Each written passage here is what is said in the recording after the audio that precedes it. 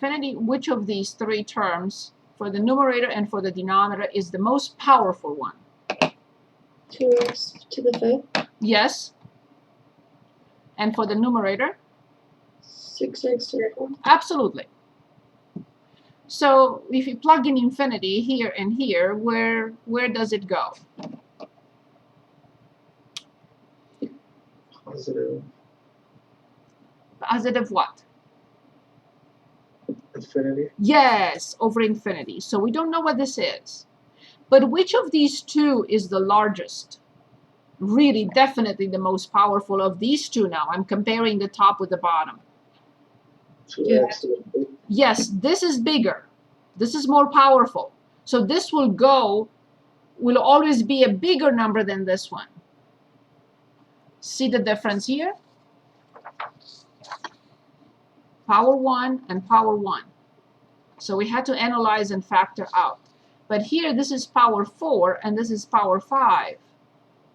So which one will go to infinity faster with bigger numbers? This or this? X to the fifth. Yes. So when we divide divide a number by something huge, what do we get? 0. Yes. Thank you. Yes. So that means that y equals 0 is the horizontal asymptote. So when the numerator is more powerful than the denominator, the limit will always be 0. Here, same degree over same degree, remember it's 6 over 8. So then y equals 3 over 4 is the horizontal asymptote here. But in our situation, it was a perfect pick, but I wanted to discuss it, discuss a simple example first. So these, be very careful because sometimes these polynomials are not presented in descending order just to trick us. You should always have them in descending order, even if they're not given in descending order, so you can analyze what's happening here. Bigger than this, so the limit will always be 0. What happens if it's the other way around? That's the last possibility. Equal, bigger here or bigger there. So if I have, so this is a different example. I'm just adding in a different example. So limit as x approaches infinity from x to the 7th plus 1 over x plus 2. What do you think this limit will be?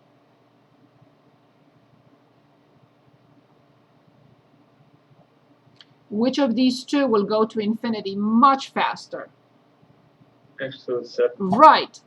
So now this time I'm dividing huge by small. What will the answer be? Huge divided by tiny. Negative.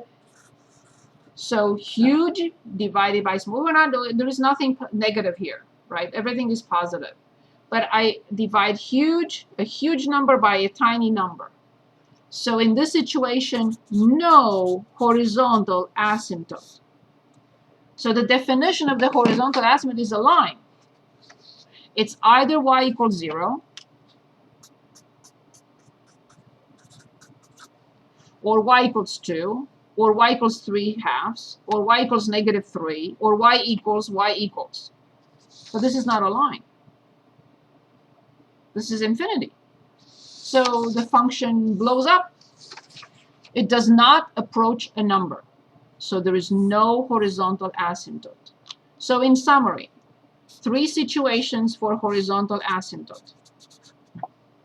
Same degree, degree n over degree n. It's what we had. The leading coefficient, 6 over 8. Same degree over same degree, 6 over 8. Higher degree in the denominator, degree n and degree greater than n. This is always 0.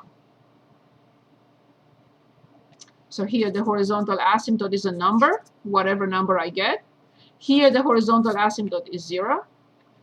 And here degree greater, so n, I'm going to put degree n here, and degree greater than n here.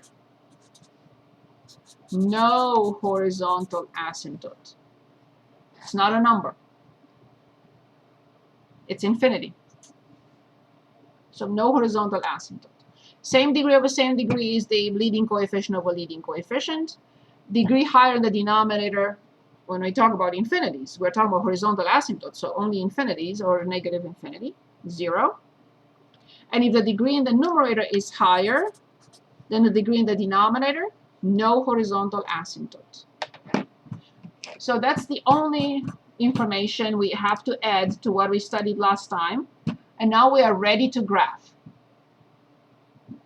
Graph each function, asymptote, blah, blah, blah, everything. We are ready to graph now.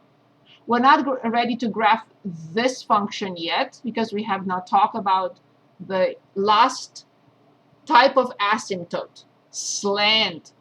So we are not ready to graph 41 and 42. I have a little bit more explanation to do for that.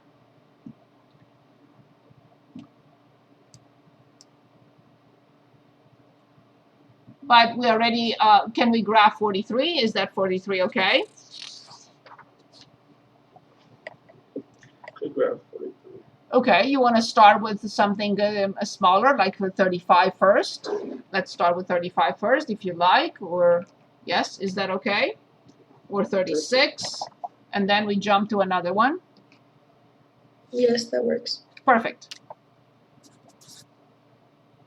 Okay, so let's start with 35. So we have f of x equals -2 over x minus 5. Remember, -2, the negative sign can be brought in front. Not both, of course. Same thing. Okay, since we talked about something similar, already you will tell me what is the domain of this function.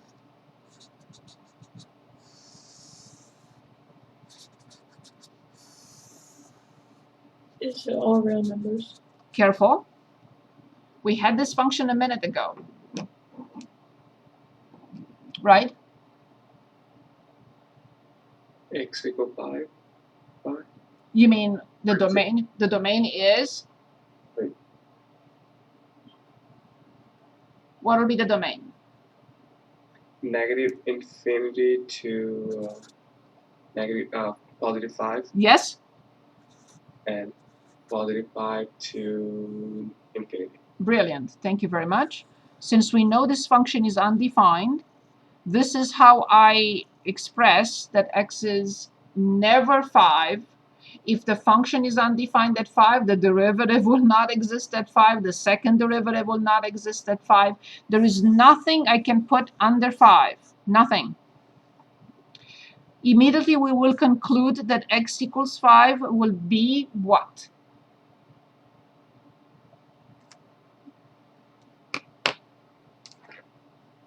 A vertical asymptote. Brilliant. Thank you very much. Must be a vertical asymptote. Perfect. Now, first, as we did before, we have to analyze the function. Limits, now an additional 2 limits, left and right. Limit, limit, limit, limit, and x and y intercepts.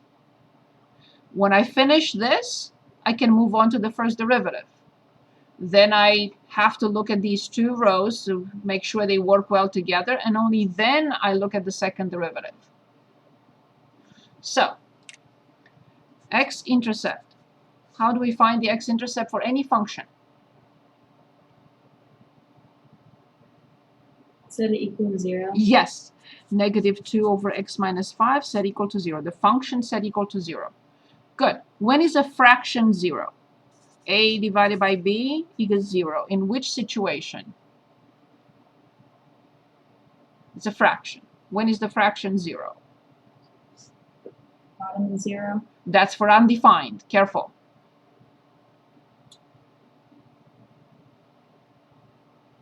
If the, Top is 0. yes, when b is 0, f is undefined. This is how we got the domain. Yes. So can -2 be 0? No. So there is no x-intercept. Awesome. How do I determine the y-intercept?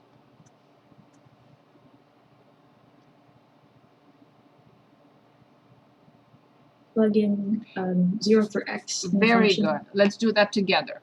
0 minus 5. 0. Careful. 0 minus 5. Negative 5. Negative 2 over negative 5 is 2/5, right? Which is 0.4. So 0.4, I put it in the correct position between 0 and 5, closer to 0. I put 0 here. Now I have to determine these limits, and I have to determine these limits. So let's start with limit as x approaches negative infinity from negative 2 over x minus 5.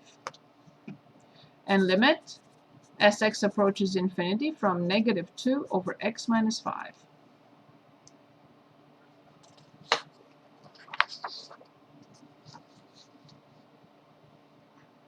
What is the answer?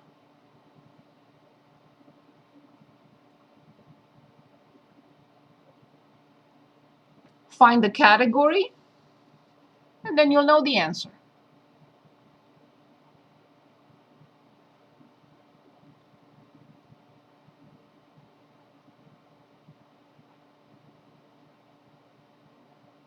Is that 0? Exactly, brilliant, very good, very much. So what is the horizontal asymptote then? It's 0. That's it. I put 0 here. I put 0 here. Notice that every time I find something, I rush to the table to put it in. I write myself a note, y equals 0, horizontal asymptote, as I did here. That's another note to self. Now I need these limits. I have to put something in there. See what I did?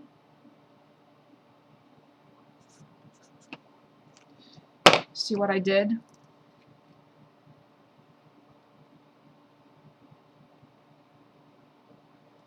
I'm glad I noticed right away, because it would have messed me up later. So there is no x-intercept. When f of 0 is 0.4. Okay? Sorry about that. A mind glitch for a second. Okay, so now we want the limit as x approaches 5 from the left of negative 2 over x minus 5, and limit as x approaches 5 from the right of negative 2 over x minus 5. Remember, this is a number over 0. You just gave me these numbers, but be careful now because there is a negative 2 at the top. Some time ago, you gave me these numbers right here.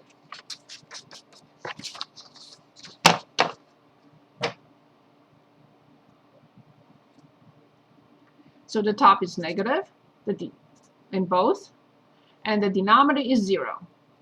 But I'm looking for the sign.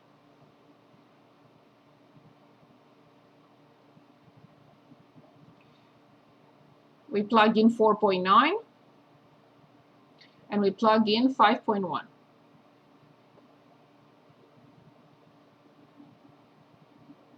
From the left, the denominator is negative, and from the right, the denominator would be positive. Yes. So this will be negative here, and this will be positive. So what do I have? Infinity. And Excellent. Negative infinity. Excellent. Which means that x equals 5, as we know, is what? The vertical asymptote. Brilliant. Thank you. So I copy infinity, and I copy negative infinity. At this point, this is done. Finished. X and y intercepts, limits left and right of the vertical asymptote and the horizontal asymptote. There's nothing else I can find about the function from the function itself. I'm ready to move on to the first derivative. Study the first derivative, see if critical numbers are there, if the function changes sign or not. The derivative function changes sign or not. Okay, so remember, this is f of x equals negative 2 times x minus 5 to negative 1. I recommend this, differentiating this. So let's find f prime.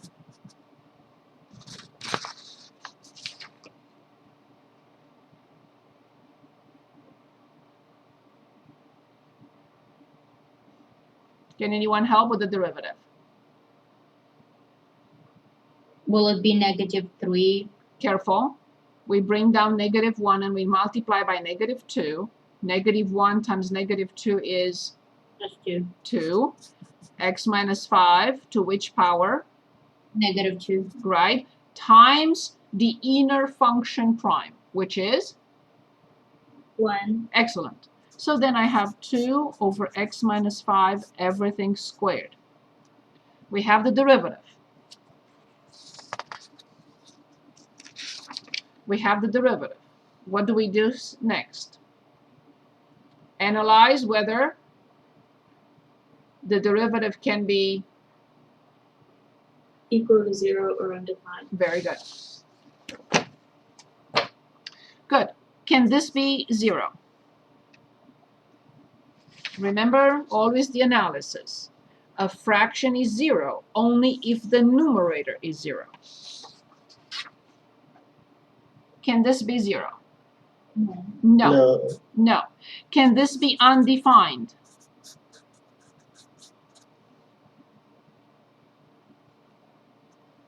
Yes. At x equals?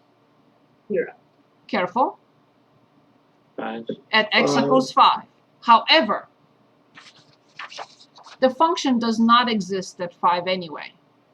So there is no point in analyzing it. So this would have been it is a critical number if you want, but it cannot be a max or min because the function is undefined, does not exist. So it is a critical number where the function exists. If the function does not exist, then it doesn't make any sense. Good. Can anyone give us now, remember the third point, the third step? Yes, yes, study the sign now.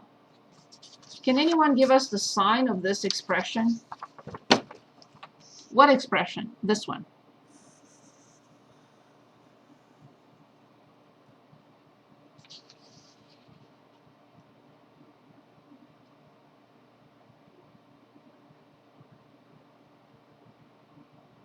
We don't need any value, we need the sign.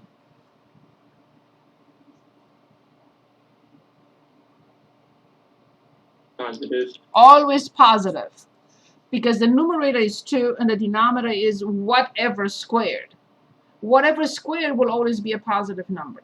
So then positive over positive is always positive. Now, if the first derivative is always positive, what does the function do? What does this say about the function? Always, forever. Increasing. Always increasing. Let's check. Now is the moment of truth. I don't know. Maybe I messed up something. If these values do not show increasing all the time, then something is terribly wrong. Let's check. From 0 to 0.4 to infinity, is the function increasing? Yes. Good. From negative infinity to 0, is the function increasing? Yes. Yes. So this row matches this row. Now let's discuss the last one.